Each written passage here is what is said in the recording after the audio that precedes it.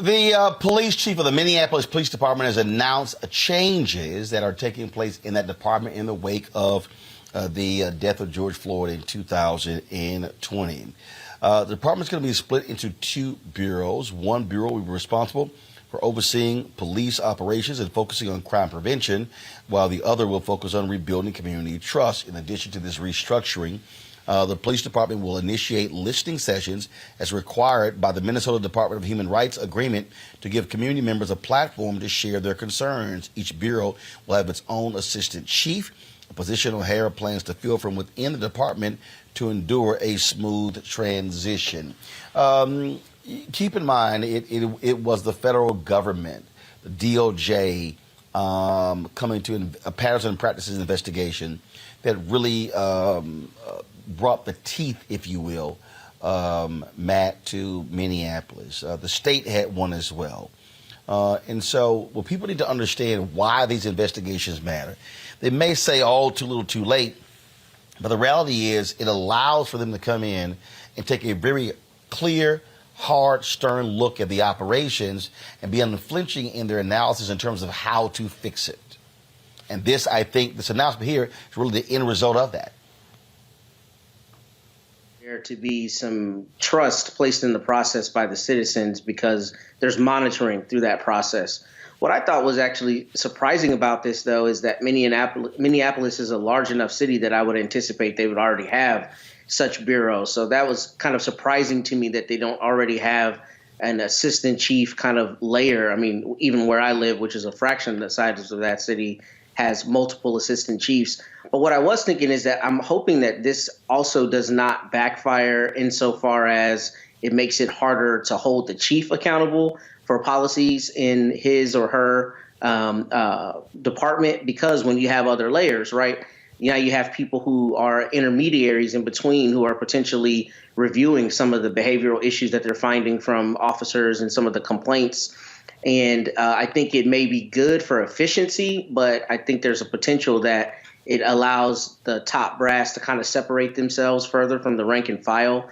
And that could be problematic in terms of ensuring compliance. So I understand why this change would be made, but I hope that it does not culminate in their being able to kind of sweep more under the rug. Hopefully it actually will bring more out through the efficiency of the department. Kelly, what has to happen is, we've got to stay vigilant in demanding these changes be implemented in these departments. Absolutely. You absolutely have to hold people accountable. And my concern, I echo Matt's concern in that when you have more layers, you have more buffer room regarding shifting the blame and the lack of accountability. So that is a concern of mine. And I was also wondering why they had to be internal hires when typically when you have chief of police, you kind of outsource that. They're not always from within the department. In fact, they're usually from other jurisdictions altogether. So I thought that maybe an assistant chief would have that same type of model. But nevertheless, like you said, you definitely need accountability in these situations. And they do talk about how they're going to have community listening sessions, and hopefully they will take the community's feedback to heart. But as far as me trusting this process, I will believe it when I see it. Michael. Reading this article here from care11.com, and also take into account that there's a nationwide shortage of police officers all across the country. If this works, this could become a model that is adopted by major cities across the country, because they're looking at splitting the Minneapolis Police Department into two departments, and one department would oversee efforts to rebuild community trust.